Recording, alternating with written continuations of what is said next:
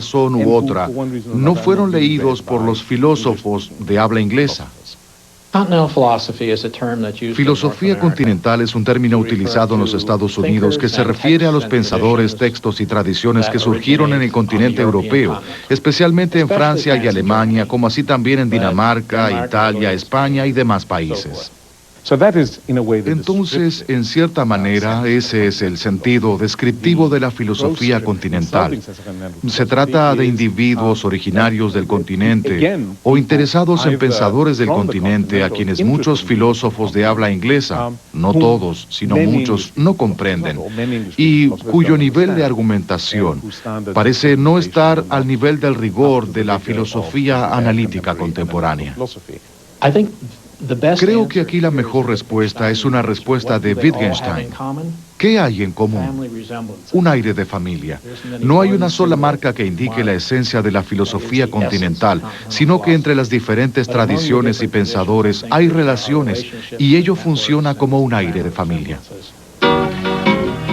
Este término se usa para referirse a filósofos tan diferentes como Karl Marx, Friedrich Nietzsche, Søren Kierkegaard, Edmund Husserl, Jean-Paul Sartre, Martin Heidegger y el mismo Hegel.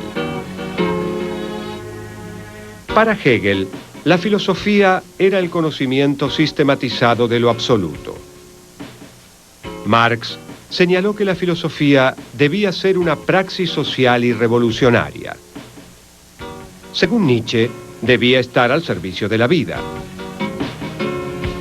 Y Kierkegaard la relacionó con la experiencia de la finitud humana frente a Dios.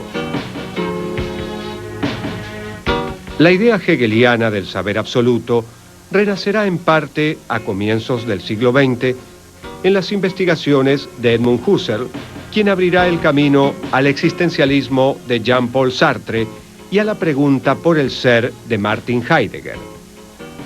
Dos posiciones que vuelven a alejarse totalmente del idealismo hegeliano.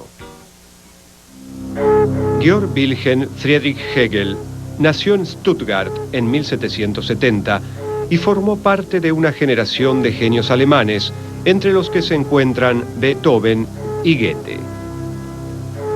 Fue contemporáneo de los filósofos idealistas Johann Gottlieb Fichte y Friedrich Wilhelm Joseph von Schelling. La ambición de Hegel consistía en crear un único sistema filosófico que comprendiera a la realidad como un todo, una teoría unificada de todo.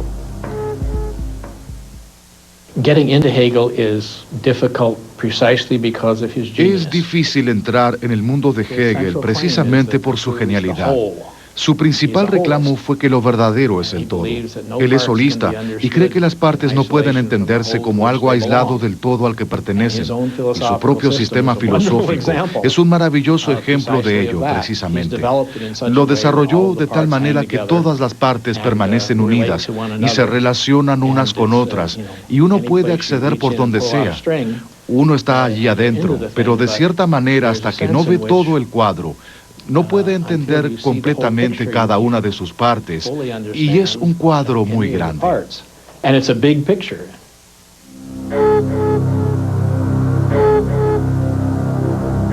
En muchos aspectos, el pensamiento de Hegel era una continuación de la obra de los idealistas alemanes que lo precedieron, entre los que se destacaban Schelling y Fichte, que a su vez habían respondido a la revolucionaria reformulación de la filosofía de Immanuel Kant.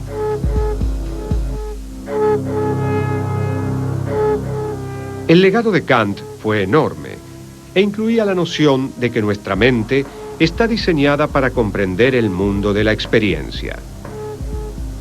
Lo que estaba más allá del mundo de la experiencia era, por definición, incognoscible por las categorías de la razón, y Kant lo denominó nouménico. Aquello que puede conocerse a través de los sentidos y la razón se lo conoce como fenoménico. Nunca experimentamos el mundo tal como es en sí, porque las categorías de la razón se aplican solo a lo fenoménico. Los idealistas alemanes sostuvieron que si conocemos que lo nouménico existe, entonces sí sabemos algo de lo que Kant consideraba incognoscible, más específicamente, lo que de hecho existe. Además, ¿cómo es posible que la cosa en sí provoque sensaciones en nosotros sin comunicarnos nada sobre el reino de lo nouménico? Estas consideraciones llevaron a los idealistas a defender la teoría de que todo aquello que existe es cognoscible.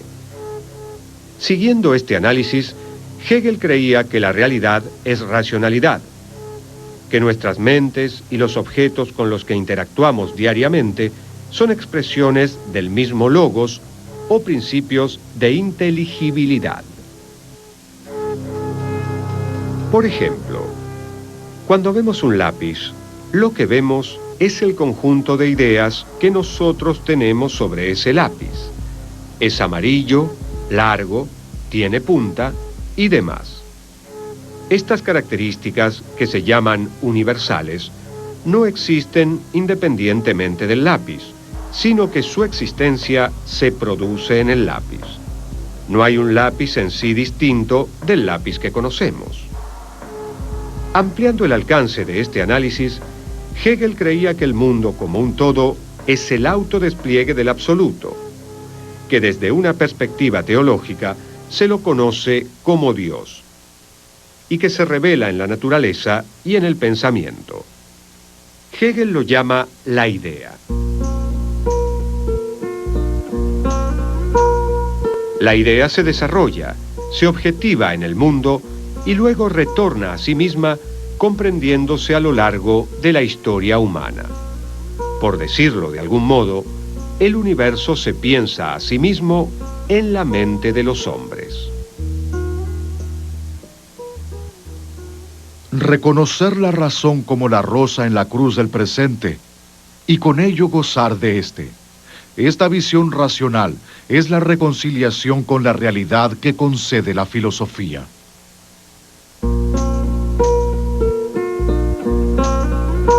Al igual que la naturaleza y el pensamiento humano, lo absoluto se despliega en un proceso dinámico que respeta una estructura lógica, la dialéctica.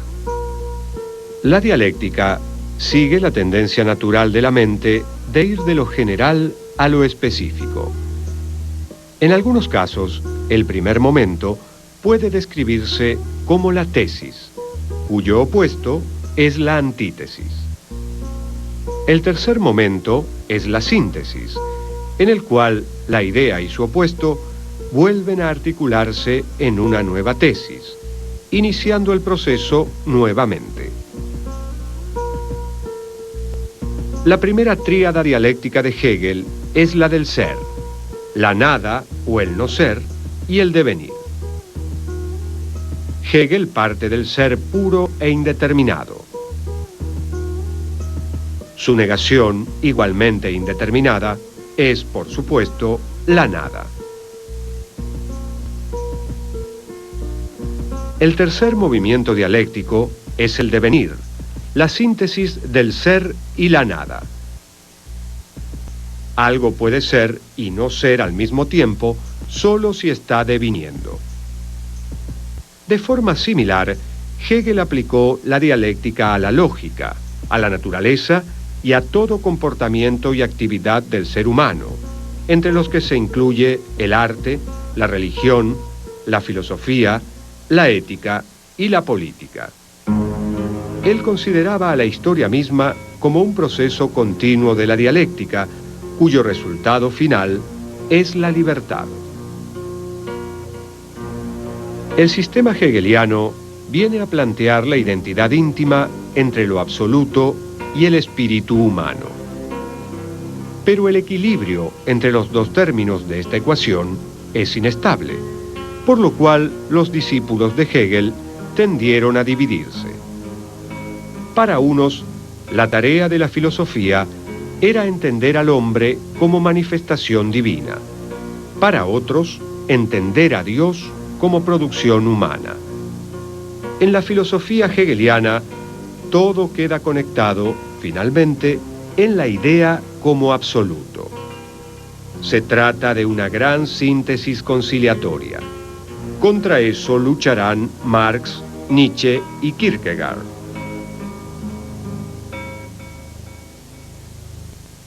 And Hegel is always making the claim that philosophy Y Hegel reclamaba que la filosofía debe y puede ser conocimiento en el sentido más fuerte de la palabra. Eso implica que es necesario el todo completo. Es necesario llegar al final. Y me parece que este es el punto más vulnerable de Hegel. Porque no bien dice, esta es la totalidad, alguien dirá, pero dejó esto afuera. Y él responderá, bueno, mencioné algo al respecto en el camino. Y entonces la respuesta que vendrá será, pero en la manera en que lo mencionó, lo subordinó a un horizonte en que no podía seguir siendo ello mismo. Y Marx dirá eso de la economía, y Kierkegaard de la religión.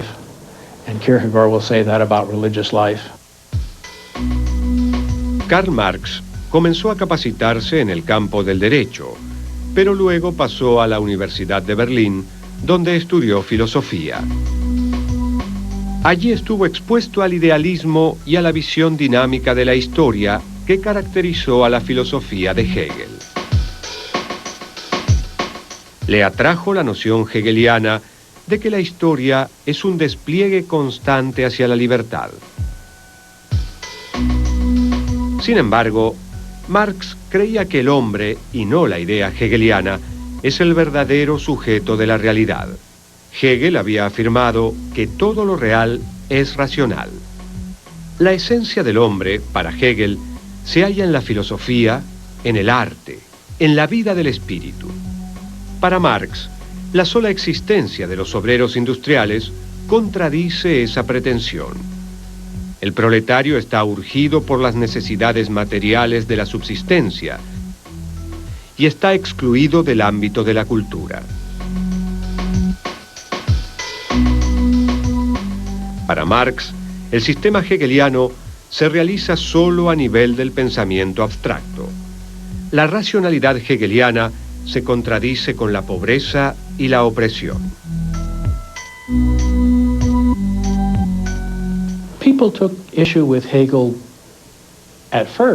En un principio las personas discreparon con Hegel diciendo, se olvidó de esto.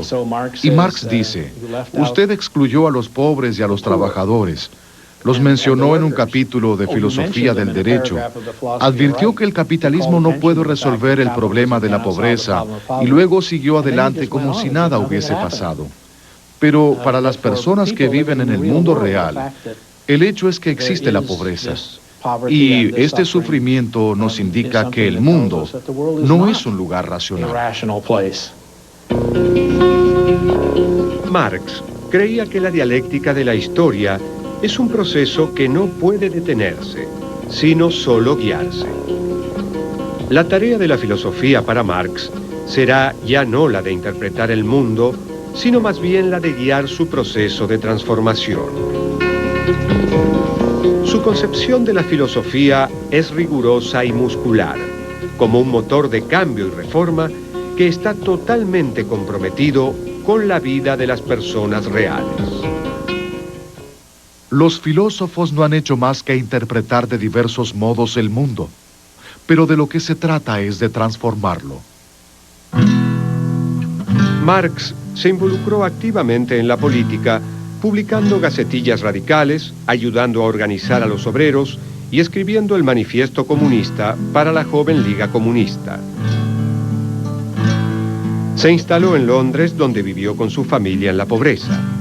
Solía ir todos los días a la sala de lectura del Museo Británico, donde trabajaba de 9 de la mañana a 7 de la tarde. Y es allí donde produjo algunas de sus más importantes obras, incluida El Capital. En sus escritos, definió al hombre como el ente que se produce a través del trabajo. El proletario está, según Marx, alienado con respecto a su propia esencia, porque el trabajo pierde su significado de realización de las potencialidades humanas y se transforma en un puro medio para satisfacer las necesidades básicas. El obrero está alienado también con respecto al producto de su trabajo, ya que éste le pertenece al capitalista.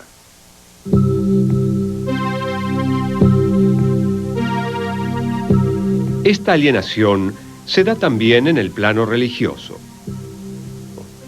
Influenciado por la obra de Ludwig Feuerbach, un severo crítico de la religión, Marx creía que aquello que los hombres llaman Dios no es más que la proyección del ideal de hombre.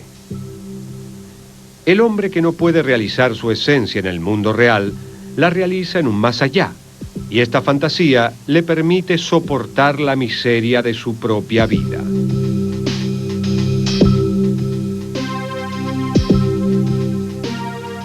Marx llamó a la religión el opio de los pueblos, puesto que adormece al hombre, dejándolo en un estupor pasivo y falto de memoria. La filosofía de Hegel consideró a la historia como un desarrollo de ideas separadas de su contexto económico-social. Marx rechazó el idealismo de Hegel en favor del materialismo histórico. Plantea que la historia de las sociedades, así como sus sistemas de ideas, están condicionados por la infraestructura económica. El análisis de los medios de producción permite establecer diversas etapas históricas: la comunal primitiva, la esclavista, la feudal, la capitalista y, proyectándose al futuro, la era socialista y comunista. La meta a la que debía orientarse la historia en su marcha dialéctica es la sociedad en la que cada individuo pueda desarrollar sus capacidades. Ese fin de la historia, para Marx, coincidía con el comunismo. Mientras Marx trabajaba para mover el centro de atención de la idea hegeliana a la grave situación del trabajador, Søren Kierkegaard luchaba por destronar las abstracciones hegelianas y poner énfasis en el individuo que se para en soledad frente a Dios.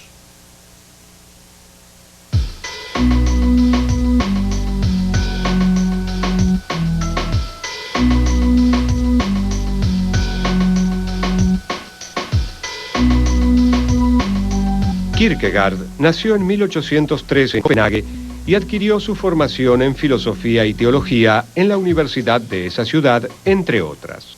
Conoció la filosofía hegeliana, pero rechazó lo que él consideraba como una actitud de reflexión abstracta y pasividad generada por la obra de Hegel, que alentaba a las personas a pensar más que hacer. Kierkegaard llegó a creer que lo que Hegel había omitido en su glorioso sistema era en realidad el factor más importante: la existencia individual. Los seres humanos existen en el mundo, toman decisiones, adoptan posiciones y se comprometen por lo que creen. Kierkegaard exhortaba a sus lectores a pensar en la existencia. El hombre se realiza auténticamente eligiendo, decidiendo, comprometiéndose como individuo, como subjetividad particular y enfrentándose a paradojas que no pueden ser resueltas dialécticamente. Por esta insistencia en la libre elección, en la individualidad, Kierkegaard es considerado como precursor del existencialismo.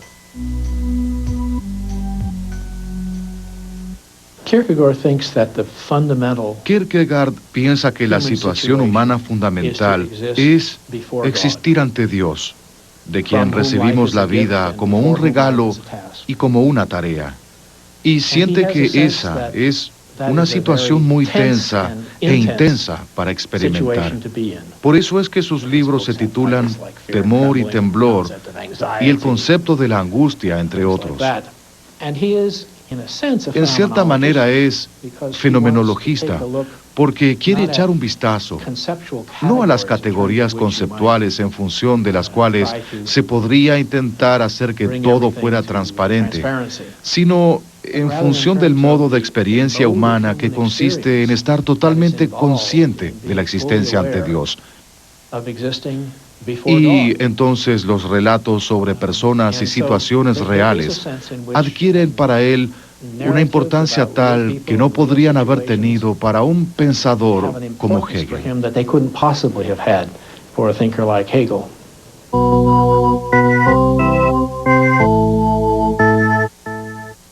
La dialéctica hegeliana opera gradualmente, por etapas, y procede hacia lo universal. La dinámica kierkegaardiana opera por saltos, y el paso de una etapa a otra se realiza por un acto de voluntad, por una decisión, que es siempre la de una subjetividad particular.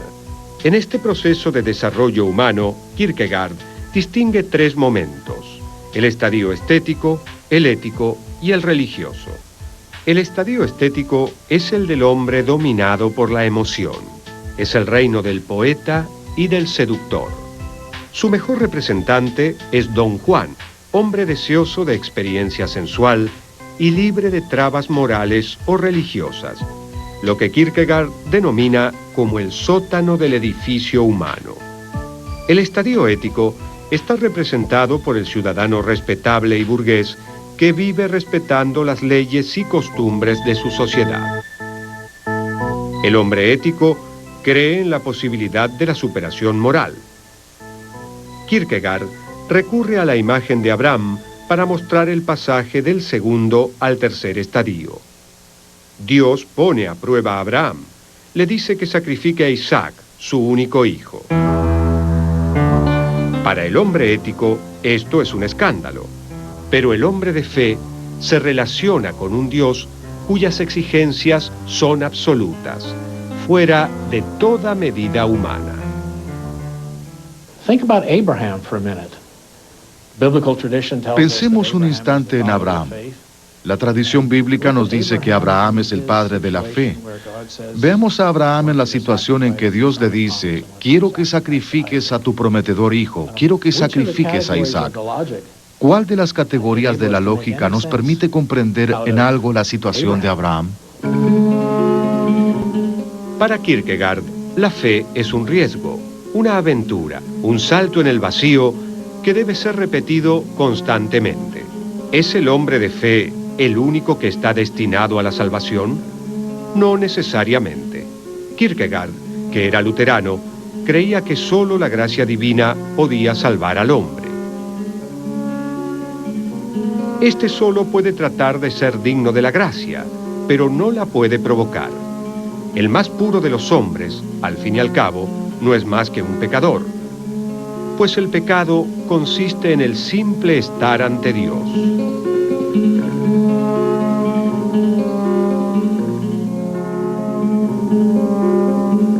Mientras que Kierkegaard trató de introducir el impulso religioso a la perspectiva filosófica, Friedrich Nietzsche parecía atacar casi todo aquello que pudiera considerarse sacro: Sócrates, el impulso moral, la democracia y, por supuesto, Dios.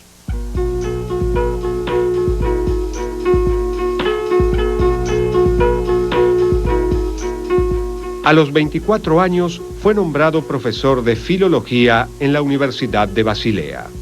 A pesar de su actitud polémica, o tal vez a raíz de ella, Nietzsche ejerció una profunda influencia en los filósofos posteriores, artistas y lectores curiosos.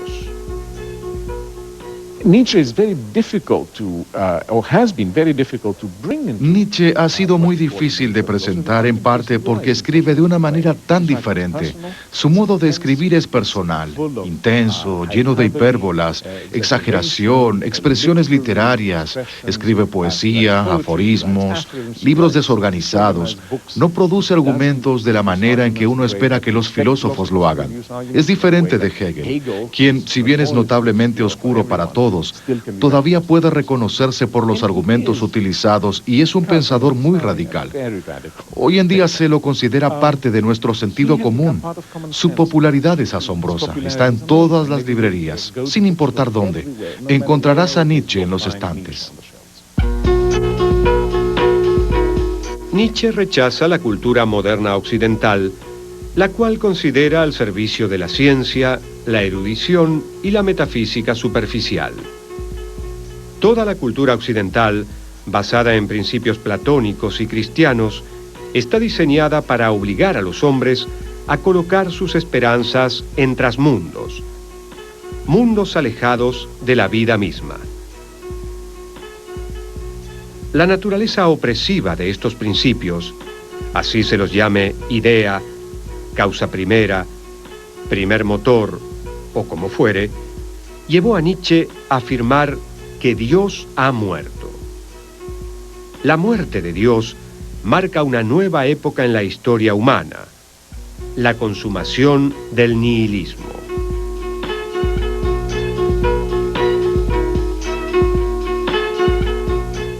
Si se asume la muerte de Dios, el hombre debe elegir sus propios valores. Asumir la muerte de Dios es asumir la necesidad de crear sentidos devinientes y no sentidos inmutables para que puedan transformarse en virtud de las circunstancias. Esta subversión requiere la figura del superhombre.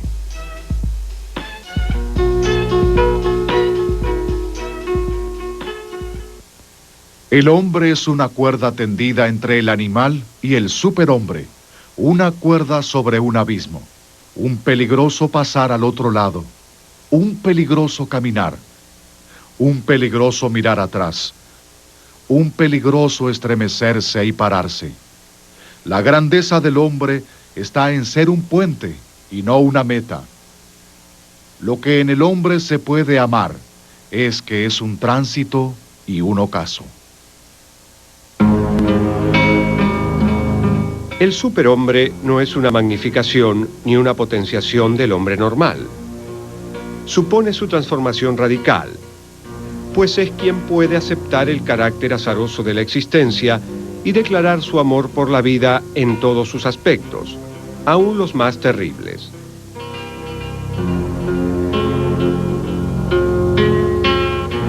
Nietzsche utiliza la expresión voluntad de poder para caracterizar qué es la vida. Una pluralidad de fuerzas en conflicto y en constante transformación. No existe un fundamento último y tampoco una verdad eterna, sino individuos que crean sus propias interpretaciones.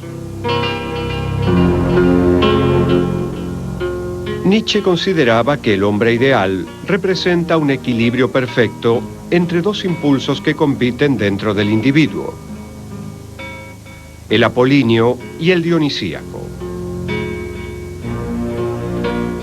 Para Nietzsche, el dios griego Apolo representa el orden, el control y la belleza, tal como se manifiesta a través del arte.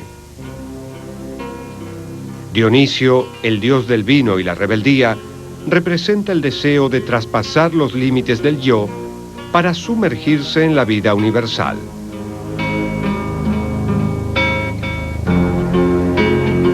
Para Nietzsche, la tragedia griega era la síntesis perfecta entre los impulsos apolíneo y dionisíaco, en donde es posible vislumbrar la fórmula para transformar la vida en una obra de arte.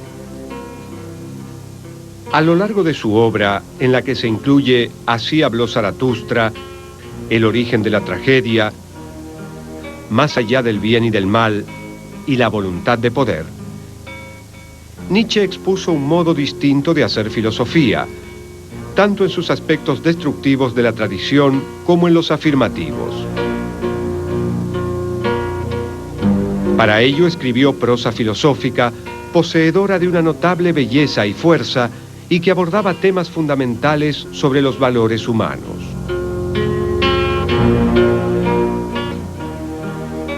El ideal hegeliano de conocimiento sistemático, que fue refutado por Kierkegaard, Marx y Nietzsche, es retomado en parte por Husserl.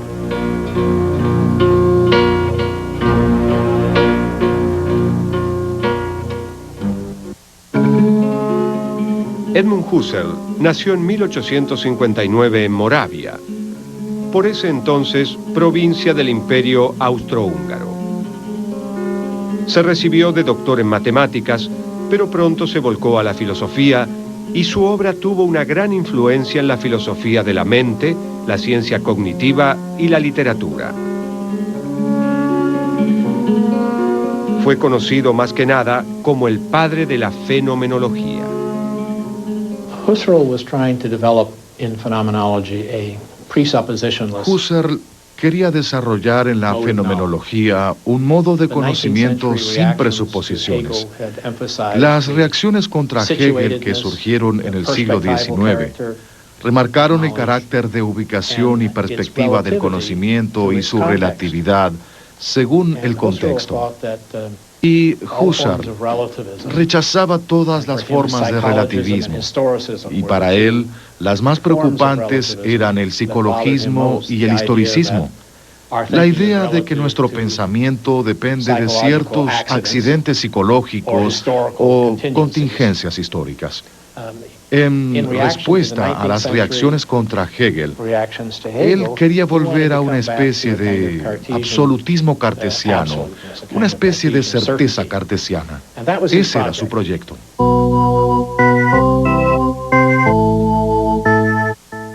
En cierto modo, Edmund Husserl representó la culminación de la tradición cartesiana.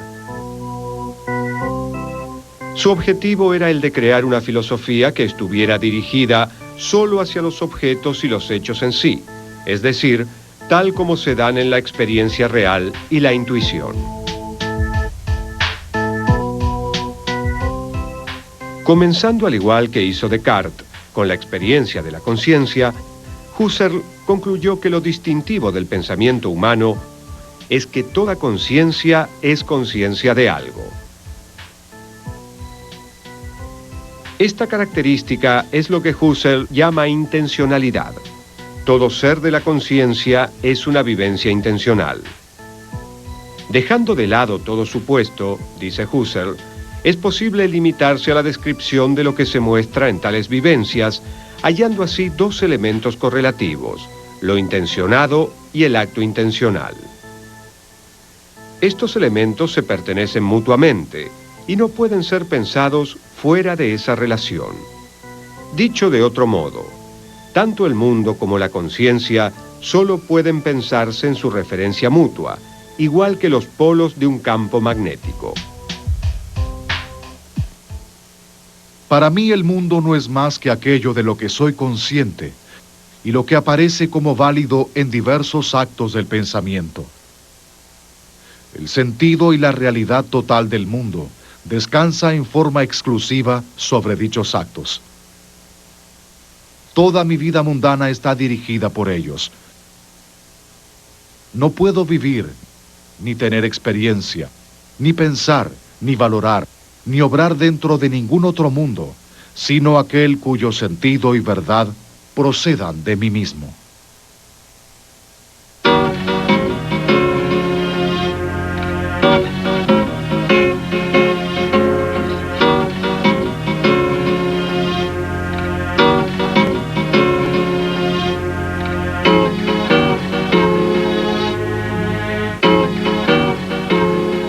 En sus últimas obras, Husserl intentó apartar los supuestos inherentes a nuestra perspectiva científica moderna. Este modo de experiencia precientífica es el reino de nuestro mundo cotidiano, lo que Husserl denomina mundo de la vida o Lebenswelt. Nuestro mundo de la vida es el mundo tal como lo percibimos antes de realizar las abstracciones necesarias para la teoría matemática y científica. Mediante este extremo de apartarse de las sensibilidades modernas, Husserl esperaba poder liberar nuestra mente de la perspectiva científica contemporánea y, al hacerlo, crear un tipo de ciencia más precisa y ampliar el alcance y la profundidad de nuestra experiencia consciente. El asistente de Husserl, Martin Heidegger, creó su propio programa filosófico. Su libro El ser y el tiempo redirigió el enfoque de la filosofía continental sobre lo que significa pensar el ser del hombre como un ser en el mundo proyectado hacia sus posibilidades. No obstante, su reputación se vio deteriorada debido a su afiliación al partido nazi. Heidegger is a very complex personality. He's, of course, Heidegger es un personaje muy complejo. Desde ya es un filósofo muy importante. Puede provocar impresiones muy negativas, y de hecho lo hace. Puede suscitar sentimientos encontrados en una persona, por ejemplo, en alguien como yo. Puedo admirarlo como encontrarlo extremadamente desagradable a la vez. Pero es uno de los grandes pensadores del siglo XX, no importa cómo se lo mire. Proviene del movimiento fenomenológico alemán y fue alumno de Edmund Husserl, el gran fenomenólogo que pensó a la fenomenología como una nueva manera de hacer filosofía, al concentrarse en lo que dijo, los objetos mismos, como una manera de volver a darle a la filosofía el estatus de ciencia rigurosa. Heidegger tomó el método de la fenomenología y lo orientó hacia una dirección que él mismo denominó existencial, y es por eso que ahora se lo considera el gran pensador existencial. Desde muy joven, Heidegger señala la importancia de la pregunta por el ser. Observa que a lo largo de la historia, los filósofos intentaron captar la esencia del ser, pero todas las respuestas identificaron al ser con un ente determinado. Para Platón, el ser lo constituye la idea de bien. Para Santo Tomás, Dios. Para Descartes, el pienso. Para Hegel, la idea. Todas estas respuestas olvidan la diferencia entre ser y ente. Todo lo que es ente. El ser, en cambio, es el estar siempre, es su sentido. Pero en cuanto queremos decir algo del ser, pareciera que debemos, inevitablemente, referirnos a un ente en particular. En este aspecto, Heidegger califica a toda la metafísica occidental como ontoteología. Pregunta por el ser, pero contesta con el ente en general, ontología, o con el ente supremo, teología.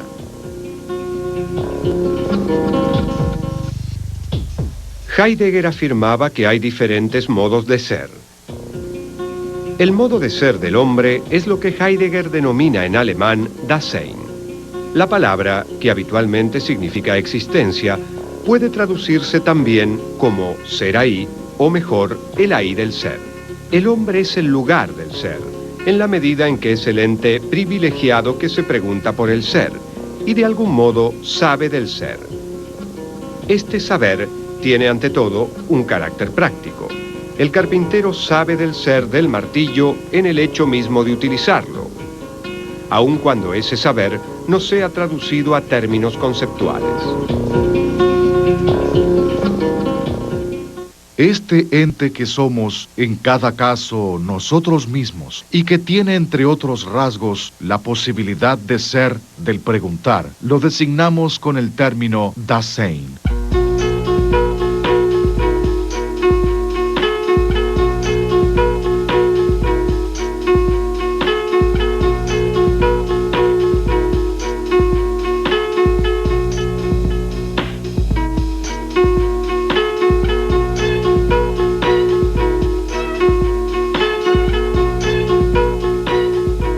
Heidegger proclama que ejercemos nuestra libertad en un contexto que no elegimos. No somos libres de elegir qué habilidades innatas tendremos o cuál será nuestro temperamento. Fuimos arrojados a este mundo y la única certeza que tenemos es la de la muerte. La muerte es la posibilidad más propia del Dasein porque significa el fin de toda posibilidad y proyecto, pero al mismo tiempo permite al hombre hacerse consciente de su finitud. La noción de intencionalidad de Husserl cautivó a Jean-Paul Sartre, una figura seminal en el desarrollo del existencialismo. Sartre vio que la conciencia no solo está siempre dirigida hacia un objeto, sino que participa activamente en el mundo de un modo que la filosofía cartesiana no podría permitir. El ser humano era un agente libre y activo en el mundo. La filosofía de Sartre compartía con la fenomenología una cierta incomodidad con respecto a la ciencia, y un deseo de enfatizar el propio hecho de nuestra existencia. Pero el punto de vista de Husserl era el de un espectador desinteresado, mientras que Sartre partía del hombre concreto con sus particulares circunstancias. Sartre se rebeló también contra la tendencia hegeliana de limitar al individuo dentro de un sistema más grande, el Estado, la historia y demás, y se opuso a cualquier teoría sobre una esencia inmutable del ser humano que sea previa a la existencia. La existencia es el hecho primario de nuestro ser, y construimos nuestra esencia a partir de nuestras circunstancias y decisiones. El hombre es puro proyecto de ser, y el accionar humano es radicalmente libre. For Sartre, authenticity is the realization Sartre expresa a través de su maravilloso aforismo in his wonderful aphorism, que la autenticidad es comprender que estamos the condenados a one ser thing we libres. cannot choose Lo único is que no podemos the elegir necessity es la inmensa responsabilidad que la necesidad de elección impone en casi todo lo que hacemos en todo momento. and his Y su opinión al respecto es que la mayoría de las personas vivimos una vida en la que creemos estar limitados that we are constrained por roles about what que we ya do asumimos. by the roles that we've already assumed. Esta libertad trae aparejada una tremenda responsabilidad que lleva a una sensación de preocupación dominante que se conoce como angustia. El individuo no tiene otra opción más que actuar. Es a través de los actos que definimos quiénes somos. No hay naturaleza humana, porque no hay Dios para concebirla. El hombre no es otra cosa que lo que él se hace. El hombre es ante todo un proyecto que se vive subjetivamente.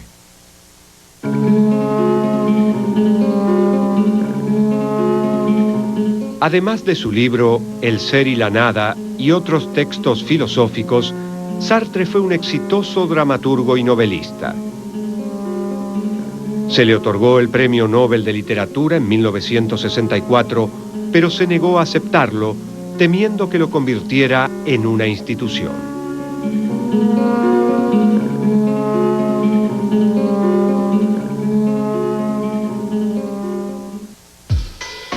Desde Hegel, pasando por el existencialismo y demás, el impacto de la filosofía continental ha sido tremendo, infundiendo energía y reflexión en la humanidad. Y la tradición sigue prosperando, distinguiéndose por su estilo literario y enfoque sobre la realidad cultural y política del presente. Con frecuencia, los críticos de la tradición analítica acusarán a la filosofía continental de ser intencionalmente oscura, de no poder poner énfasis en la lógica y en el análisis de conceptos. Well, continental philosophers will insist that there are other modes of Pero los philosophical filósofos rigor. continentales insistirán en que hay otros modos de rigor filosófico que se manifiestan de diversas maneras en diferentes tradiciones. En la tradición fenomenológica, el rigor es el de ser fiel a los fenómenos que uno describe y no permitir que ni la lógica formal, ni las interpretaciones tradicionales o los compromisos ideológicos nublen nuestra visión y nos impidan ver lo que debemos ver. Entonces, ese rigor es el equivalente conceptual al rigor involucrado en ser un buen oyente. Un buen observador de los fenómenos es alguien que sabe escuchar bien.